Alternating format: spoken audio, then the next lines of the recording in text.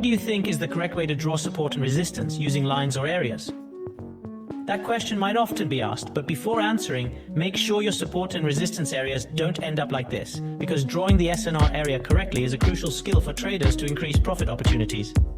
Before getting into how to draw SNR, the first thing to understand are the 4 criteria for areas that can be used as SNR. The 4 criteria. They have abrupt abbreviations: high and low, many, drastic, and new. Let's discuss them one by one in detail. The first criterion is high and low, or often referred to as swing high and swing low. We need to find the newly formed highs and lows on the market. We can see here the price rises then falls when it hits this area. This is the swing high that we can establish as a resistance area. And here the price drops after it falls then rises. This is the swing low. We can take it as support. The next criterion is many bounces. As you can see here, there are 3 bounces when the price touches this area. Then the price will have upward resistance. This is where the support area is included. There are many conditions. Bounces can also happen in the middle of areas that have been support and resistance before. As in this example, there are 3 bounces, twice as support and once as resistance. The next criterion is drastic, meaning that there is a sharp reversal in the direction in the area. We can see in the example here, first we can see here there are swing highs and swing lows.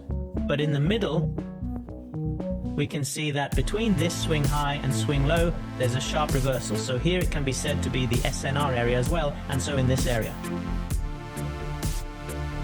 The next criterion is new, meaning to focus on the SNR area closest to the price form now. We can see here there are 4 levels, 2 lines as resistance and 2 lines as support. Where are the support and resistance lines? What should be our main focus according to the new criteria? Then we will focus on the nearest area of the price, which is this and this level. Not that this area does not become support and resistance, but it will be our focus if one of these 2 areas has been broken by the price. These are the 4 criteria that we must understand, and to form an SNR area, we only need to meet a minimum of one of these 4 criteria. The more criteria are met, then the better the SNR level area. The more criteria are met, the better the SNR level area. Next, let's discuss the simple steps of drawing the SNR area. First step, clean your chart from any indicators or the like, so you're not getting confused and dizzy when figuring out the SNR area. The second step is to put a line on the body of the candle that meets the criteria we discussed earlier. The example this time is line 1. We place the line because there's a visible swing high here. This then is line 2 because there's a significant reversal and lots of bounces. Line 3, there's a significant reversal and lots of bounces as well. Likewise for line 4, there are 2 significant reversals here and lots of bounces as well. Line 5, there's 1 significant reversal and lots of bounces. Line 6 has 2 drastic reversals, and lastly, line 7 is because of a swing low with many bounces. We can see that here. We should remember the last criterion, a new one, because the price is in this direction. What we make resistance is line 6, and we make support, which is line 7.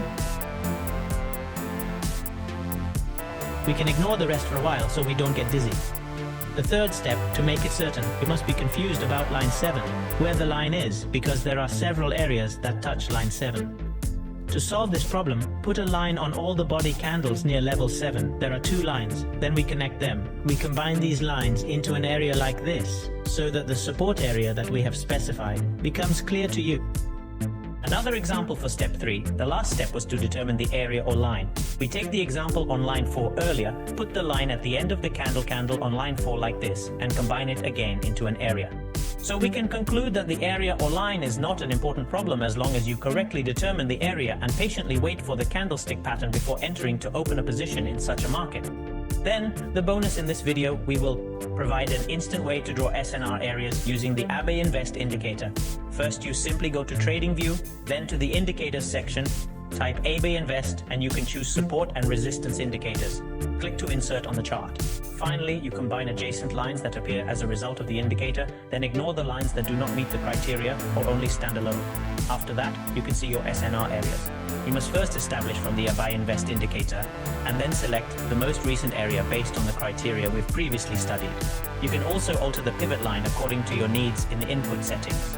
The smaller the number, the more detailed the line, which results in the appearance of many small lines. We advise using pivot inputs of only 10, 15 or 20. You also have the ability to use the multi-frame option on this indicator. For instance, we can see here that we're using the M15 time frame, but we bring up the SNR from H1 or H4 like this. Now, how do we apply this SNR area for trading?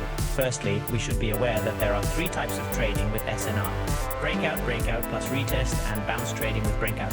Firstly, identify the SNR area, then wait for the candle to break through the SNR area. Make sure the candle that breaks through has momentum, then open a buy position immediately when the candle has already closed. You can place a stop loss below the support resistance area, then take profit can use the risk reward ratio half of the stop loss or at the next support resistance area. Trading with a breakout plus a retest, first determine the support resistance area, then wait for the candle. Break through the SNR area. If we use a breakout, then we will open a position here, but we can also wait until the candle returns to the SNR area to reduce risk. When it returns to the SNR area, make sure there is a reversal candle. For the case this time, we can see here there are long wick candles and bullish engulfings. Then open a buy position when you have found a reversal candlestick. We can put stop loss under the SNR area. Then for take profit, you can use risk reward 1 to 2 from the stop loss or in the next SNR area. Trading with bounces. First, determine the SNR area, then wait until the candle enters the SNR area. Then, ensure the candle exits the SNR area by introducing reversal candlesticks like long weak candles and bullish engulfing, then open a buy position.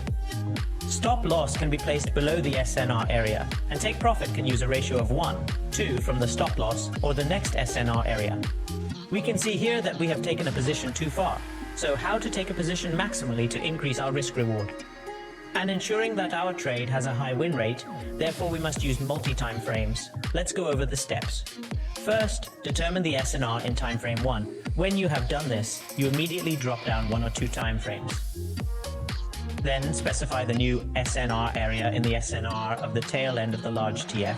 Wait for the candle to enter the new SNR area. And make sure a reversal candle appears, and in this case we can see a bullish engulfing, then open a position buy with a SL below the SNR area, and our TP can use the next large SNR TF area. We can see here that with a small stop loss we can earn a very big profit because we combine 2 time frames here and we can guarantee the SNR that we established.